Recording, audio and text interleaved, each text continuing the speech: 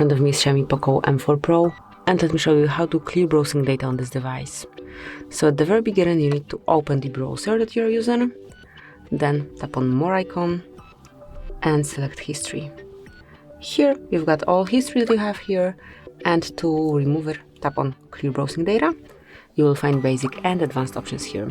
So under Basic you've got Browsing History, Cookies and Site Data, and also cards, images and files.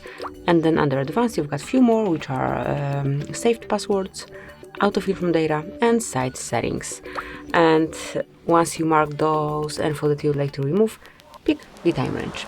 Here you can decide if you would like to remove data from past hour, 24 hours, 7 days, 4 weeks, or beginning of time.